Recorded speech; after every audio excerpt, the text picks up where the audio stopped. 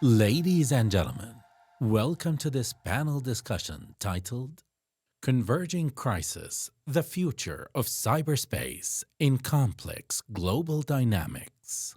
Moderated by John Defterius, former CNN Emerging Markets Editor and Anchor. Our panelists are Jürgen Stock, Secretary General, Interpol, 2014 to 2024. Dr. Robin Geiss, Director, United Nations Institute for Disarmament Research.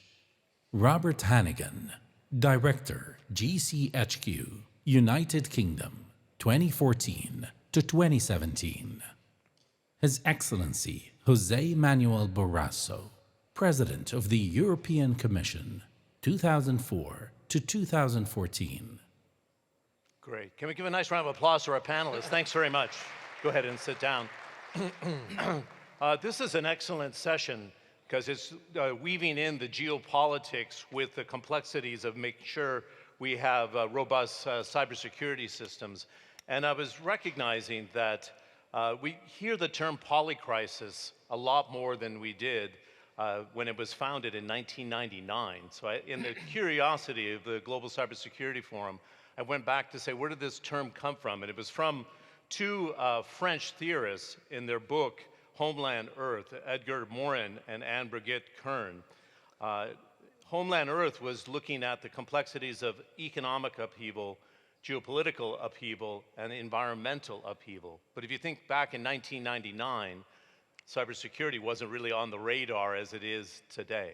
And we've all seen what's transpired over the last 4 weeks, compressed into the last 2 weeks.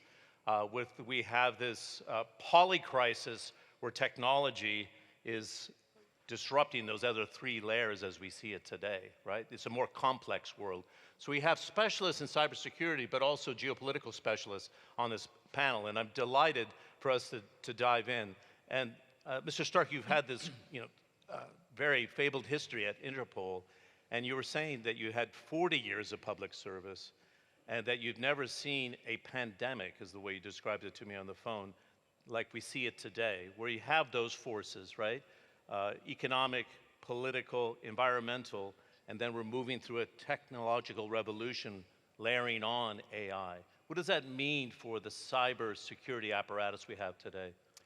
Yeah, very good morning. It's wonderful to be back here in Riyadh, and thanks for inviting somebody from a police service with a police career. I will definitely bring some level of concern into the discussion, because I'm really concerned, because the development overall, which I have seen, or let's say have never seen such a dynamic in my long career, at least what I've seen the last 10 or 15 years regarding the development of international terrorism, organized crime, and cybercrime specifically, is a threat to national security almost everywhere around the world, characterized by industrial scale attacks against our societies. And perhaps one of the major problems is that technology, but also criminals who are organized now not only because they know each other from the past, but using the underground economy, for instance, are much faster than legislators,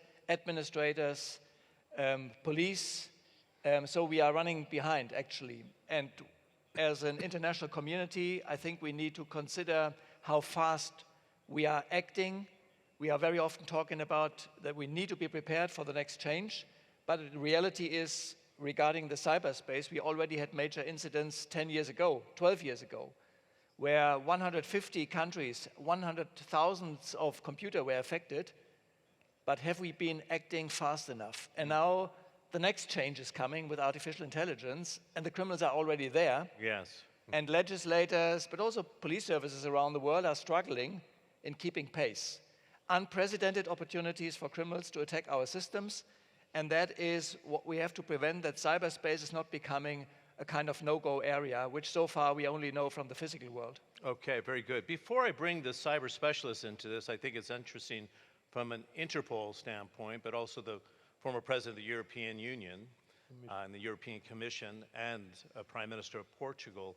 I think the other element that we're often reluctant to say because of the controversies around trade that we see today, the tariff regimes. There was more discussion today with China and Africa working closer together, while you see the number one and number two economies, the US and China, competing fiercely. So, José Manuel, how does this competition for a technological advantage in this? In fact, I was with the Secretary of the Interior recently in Milan for the US government. He said the technology competition between US and China is actually a war. Yeah. So how do you have collaboration to ward off criminals when you have the number one, two economies asking people to pick sides when you're trying to set up your domestic defenses? Okay. So first of all, thank you very much, John. Thank you also for the invitation. It's a pleasure to be here for my fourth time in this very important global cybersecurity forum. So answering directly your question, that's a challenge now, in fact. It's becoming much more difficult, as Mr. Stark just said, because the level of cooperation is not the same today.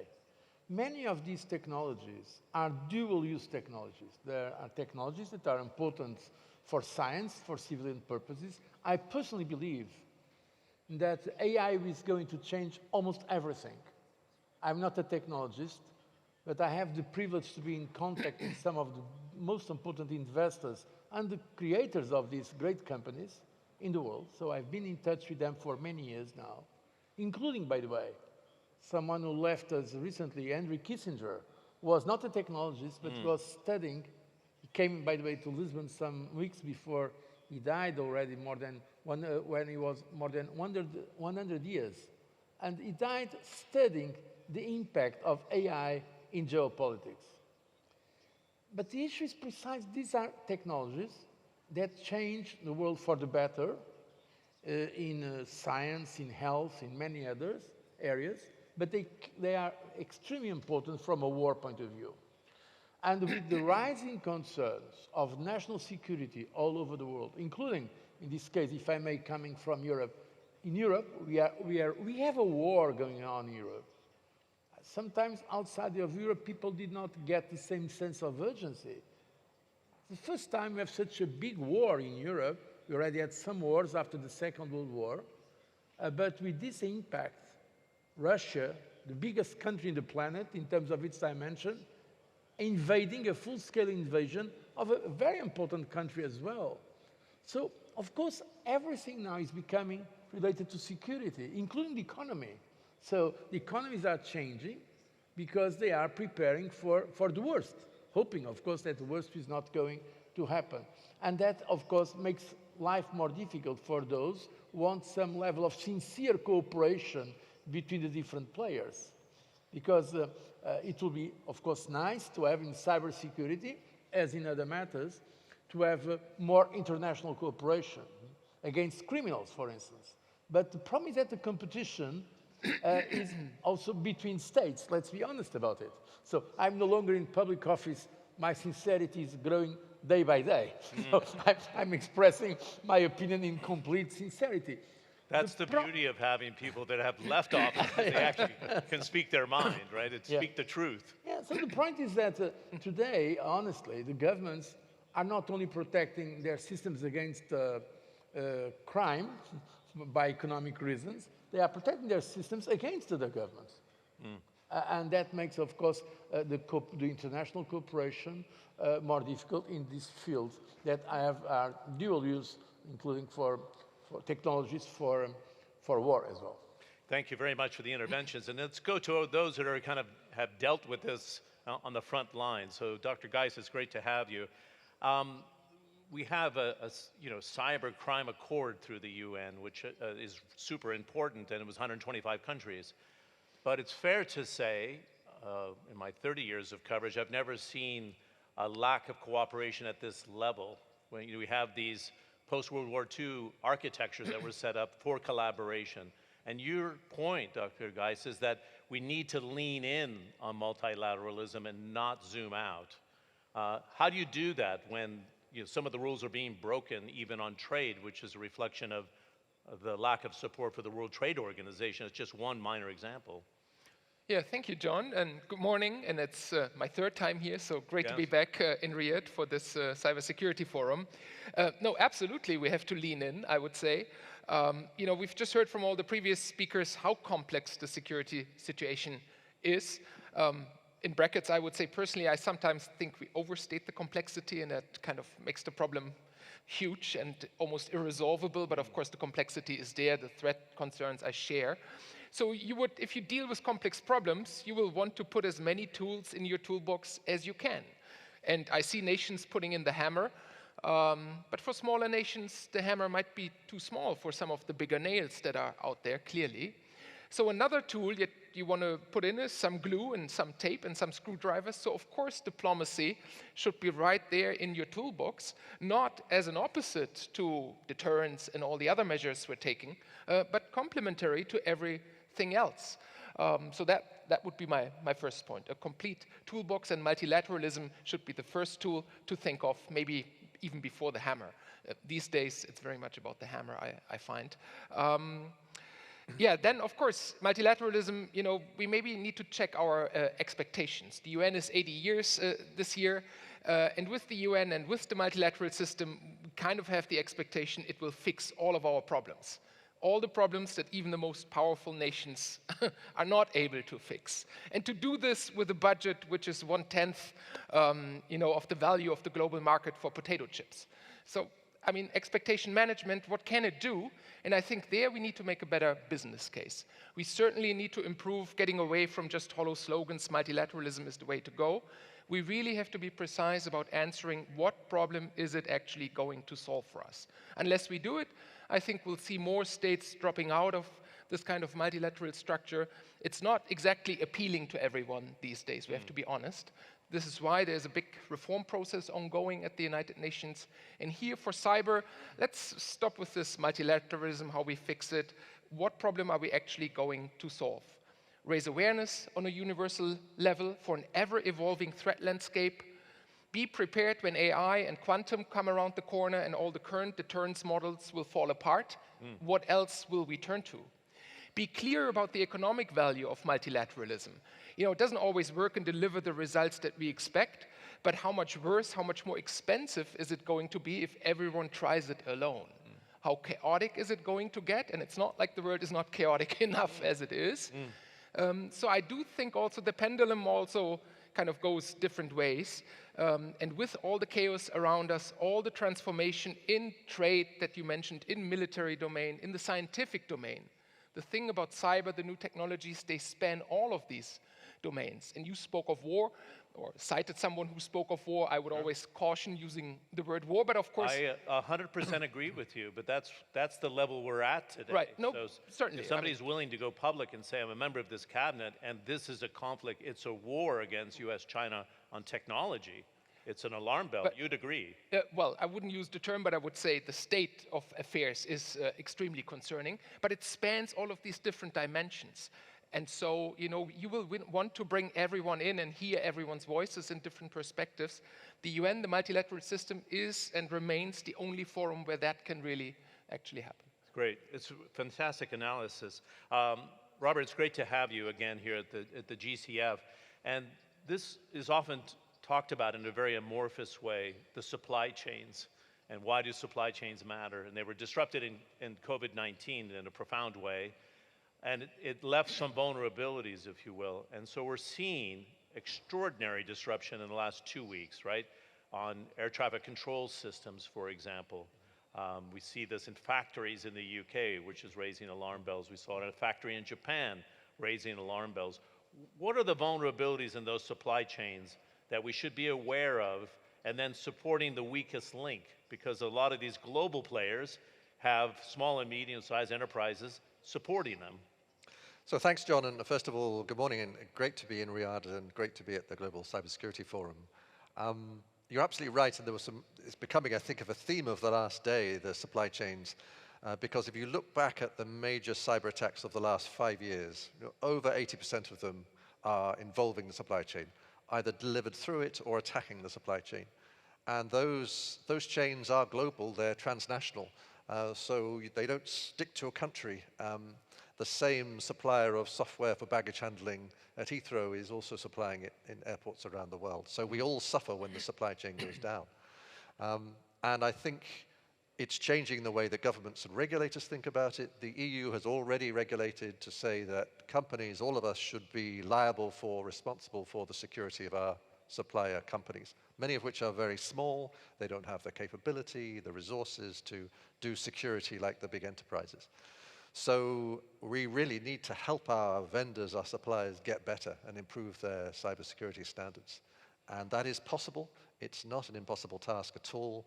It's about treating our ecosystem of suppliers like we used to treat our own networks. So it's no longer enough to say, well, I protected my company really well, or my government.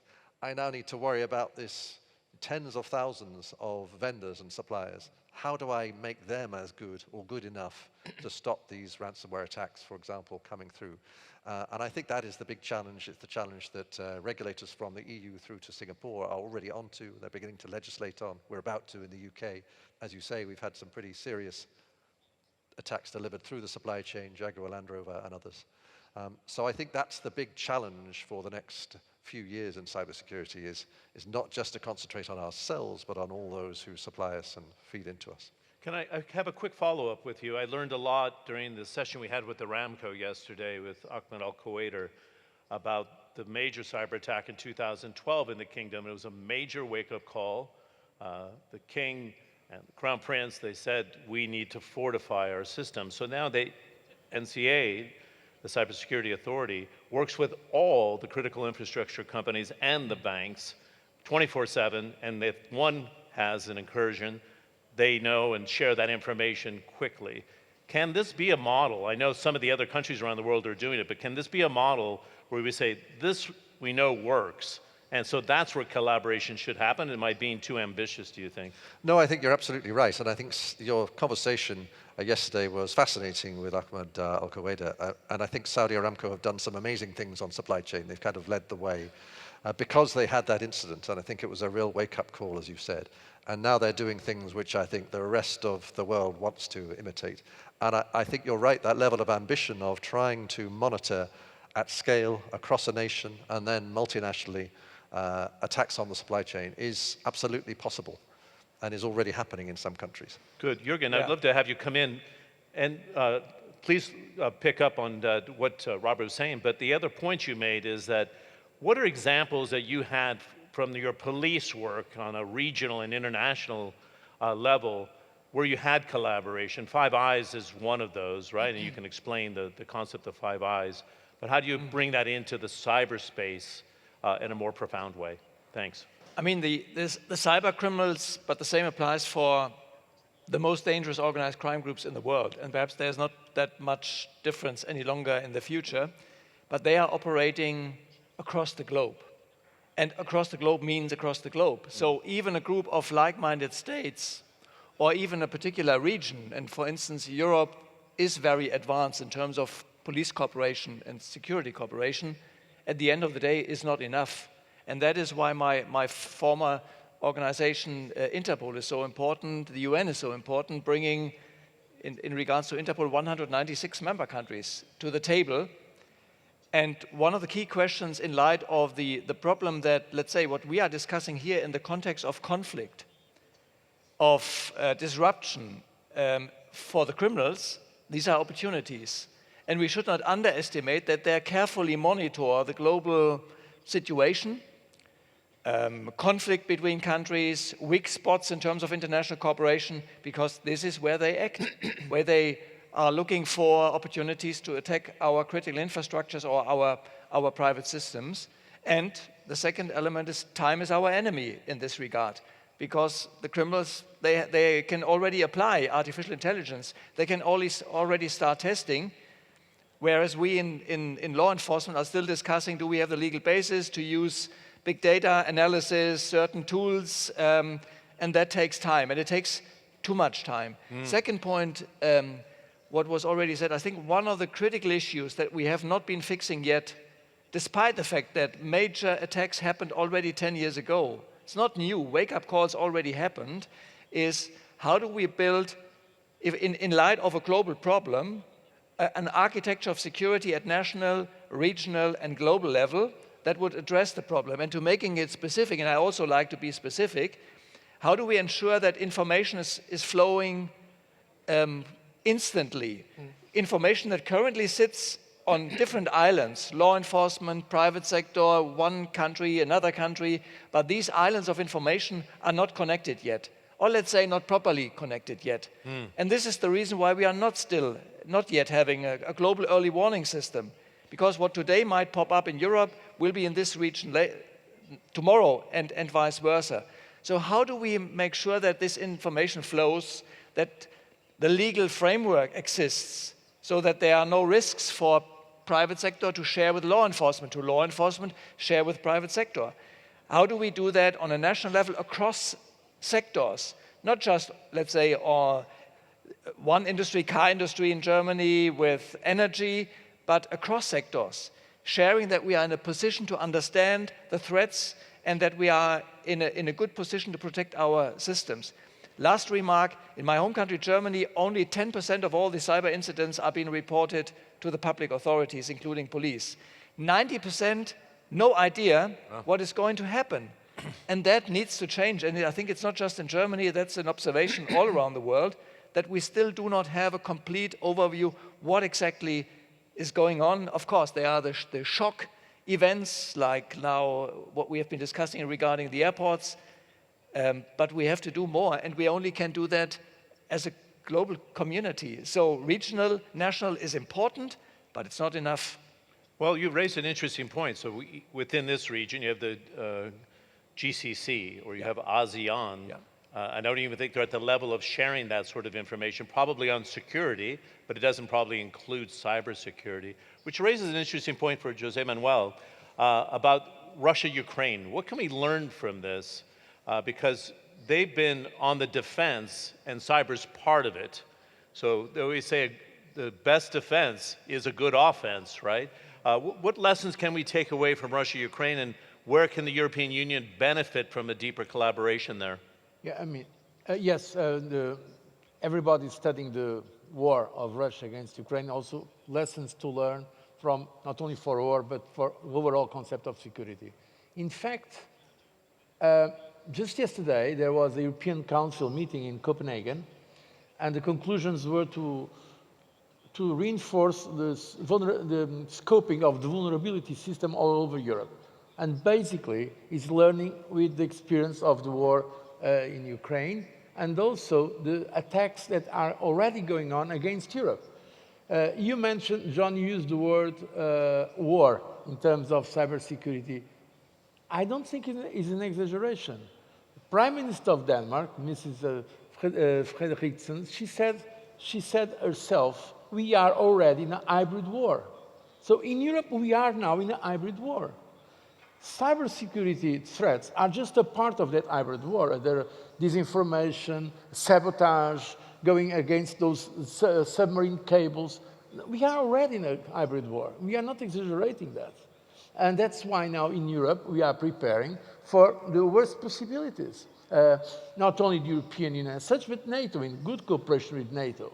And that's an important element. So today I think I can say without exaggeration that at European level, there is a determination not to continue to be what I've been calling a geopolitical teenager.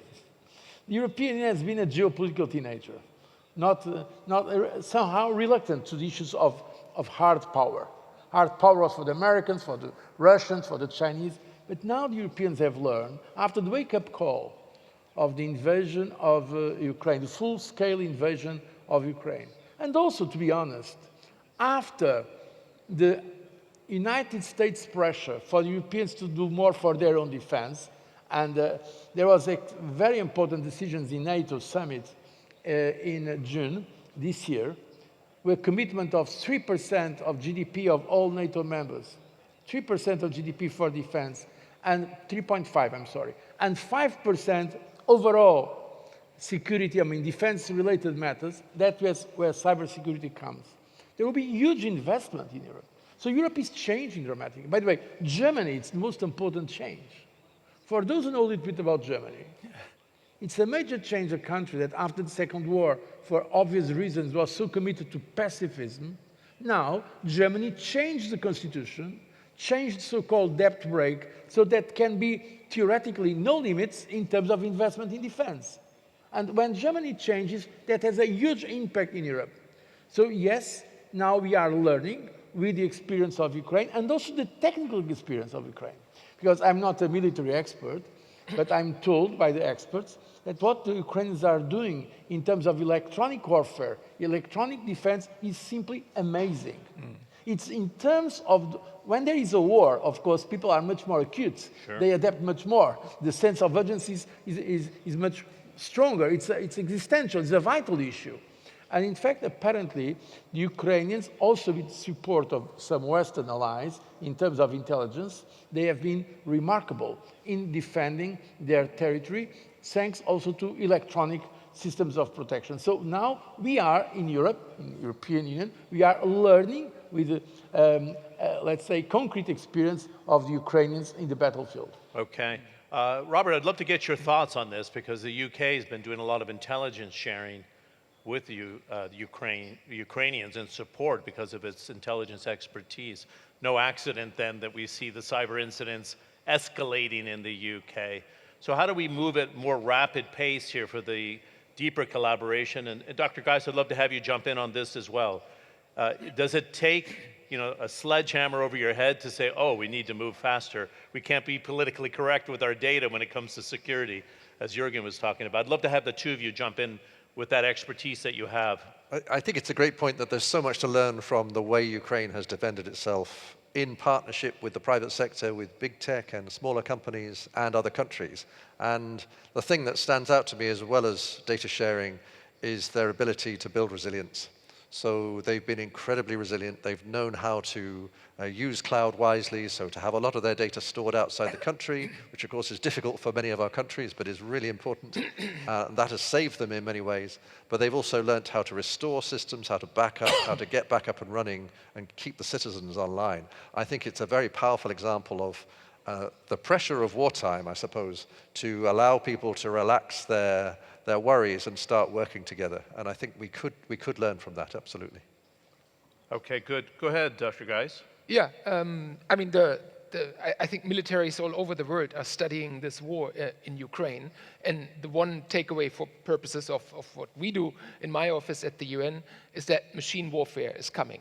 And it's coming a lot faster than probably most of us would have anticipated just some years ago. And if we kind of see where the investments are going today, there's a huge push that is revolutionary, I would say, of how autonomous the systems are becoming. It's not just a cyber issue, it's a convergence of many new technologies from outer space, AI, of course, and cyber. They all are coming into the mix and the picture. So that's the big takeaway for us. And then, of course, the follow-up, how do we prevent escalation in the future? How do we protect civilians from these kind of systems? Those are the questions that we would focus on in that regard. Okay, I don't want to sound too soft on this, but can we have a coalition of the willing when you have the US and China asking people to pick sides? I mean, we're almost too PC in Europe. I live in London, and there was this, I always got worried when they were saying we haven't had conflict on European soil for 70 years. And I actually went up to one of the speakers and said, I don't think you should be saying that too much. And sure enough, we got, we had a conflict with Russia, Ukraine, really close to the heart of Europe. Can you have a coalition of those who support multilateralism, at least on common ground when it comes to cyber? Jürgen, is it possible? I mean, is there any other way? That's the question. But is there a willingness to push that, to say we want to defend what we built over the last 80 years? I mean, it's maybe not the right question to somebody who's representing police. Again, we stand for a global coalition of the willing, of course, addressing something that is indeed a global problem. And we are deeply lobbying for, again, this integrated exchange of information, which is crucial. And just to make it tangible, just one example from Singapore, where Interpol is having a global complex for innovation. In Singapore, 70%, I think, of all crimes occurring is already cyber-related. What Singapore has been doing, putting under one roof, 24/7, law enforcement, regulators, lawmakers, telecommunication providers, banks, and so on, to meet the dynamics of the cyber environment regarding online scams and other things who are coming on top of what we have been discussing so far. And I think that describes the direction. We cannot do it alone. No company can do it alone, no country can do it alone, no region can do it alone. We need platforms. And I can only commend also Saudi Arabia, for instance, for this initiative in capacity building, because that's a big problem. Not only that small companies are lacking capacity, law enforcement, maybe 2/3 of Interpol member countries' police services have only little or no capabilities to address the threat. Just one example. So it requires teamwork, simply speaking, and putting those together and having a platform like here in Riyadh, where those who are committed come together and build these strong alliances and work, of course, also against the fragmentation of the response. We need to come together. Interesting. José Manuel, what are your thoughts about this to accelerate that level of collaboration here? We've seen what's been built in Saudi Arabia in the last 4 years together, right? This community is solid. And, you know, Robert, I'd love to have you jump in as well, but how do you accelerate defense of multilateralism, but to say in the cyberspace, it should be really mission critical to do this, even in an ASEAN structure, right? Or even in the EU structure, even the GCC structure. Exactly, John, you are mentioning it. At regional level, this is already happening. In Europe, we are doing a lot in these fields. That before, it was simply not possible. It was even not thinkable. Now, because, but in European Union, because the countries are ready to share data. I believe the other successful regional integration like ASEAN that you've mentioned, the Gulf Cooperation Council, are certainly looking at it. I personally have some doubts. I wish we could do more at global level. So I'm a multilateralist myself. But I have to be honest, intellectually honest, today, the United Nations, it's not the fault of the United Nations. It's United Nations can only deliver what the member states, the nations, let it deliver. But we know that Security Council is blocked. We know very well that some of the major powers, they block the decisions there. That's the reality. So that's why a worldwide global cooperation seems to me difficult. It does not mean that we should not try. We are now working on a new convention on cybersecurity. It's going to be, I think, this month in Vietnam, so it's going to be work. We have a convention already on the, it was the Budapest Convention on Cybersecurity, in fact, that was a European initiative, Council of Europe initiative, but China, Russia, India, many other very relevant partners, they have never signed it, and even less ratified it, with the arguments of sovereignty, because these matters are linked to data. And today, data is a very precious, let's say, resource, at least from a geopolitical point of view. That's why I believe some coalitions of the willing are possible. But I have to be honest, I don't think we are going to have a great success in terms of binding treaties, binding rules at global level. That does not mean that we should not try. And also there are initiatives like this one. So we are here, and many on the room and outside the room, we have many of the best experts in the world on cybersecurity meeting here in Riyadh already for some years. So that's a hub, that's an important, and Saudi can play a role there. It's already playing a role because Saudi Arabia can speak with the United States, with China, with other very relevant partners. So it's a space of dialogue, and dialogue is better than the alternative. So yes, I think something is possible, but we should be realistic about what we can achieve.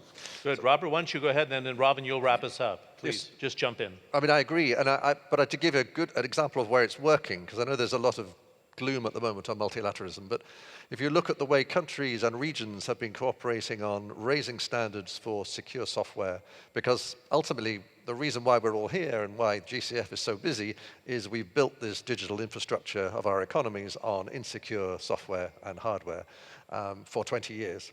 And we haven't had the economic incentives to make that better. So you see from Singapore through the Middle East to the US and the EU, of course, there are new standards to do security by design, build that in, incentivize it, regulate it. That will take years to feed through, but it's going to make a fundamental difference and raise the standards of security for all of us. And I think that's a success story. It's not very political. Everybody's got an interest in it, but it's an area where multilateralism has quietly worked at a technical level. Interesting. Go ahead, Dr. Rahman. Yeah, no, I mean, I very much agree with that. Multilateralism at the technical level, and that's really the Geneva kind of bubble where I'm from. There you see it working. It just doesn't make headlines every day. That's the good news. Yeah, that's the good news. And I mean, the bad news is, I mean, it does seem that cooperation internationally has really deteriorated to perhaps even unprecedented levels in a long time. And do we want to continue on this path? And simultaneously, multilateralism is as weak as it possibly has been in a very long time. So the two go hand in hand. And I mean, right now, so many countries trying to go it alone. Do we have the sense that the world is more stable and secure? There seems to be an unprecedented, surprising event every other week. So before long, I think there will be a longing to get out of this chaotic kind of international relations that we're currently seeing. That's one. The other is the first point I made on this panel, a better value proposition for multilateralism. No one is lifted out of their chairs to fight for multilateralism, such a complicated term. People fight for peace, equality, justice. And of course, multilateralism is the way to get us there. But I think we could be much better in our messaging and making that message clear. And with that, I think the appeal, the marketing, the make multilateralism great again slogan, that's kind of missing to get it into people's heads what it actually delivers. Yeah, I was going to say, I think we should also recognize why we had 75 years of peace, right? Part of it, and why do we had 25 years of low inflation and solid growth is because of those accords. This is something that should be said more often and not hidden. It's like, how did we get here, as opposed to where are we today? Jürgen, go ahead, quickly. Yeah, no, it seems that cybersecurity leadership is required across the globe. And leadership means building strong alliances against the alliances that already exist at the level of criminals and those who want to abuse technology. Yeah, and I don't think it's wrong to give awareness. As you said, 10% are reported in Germany.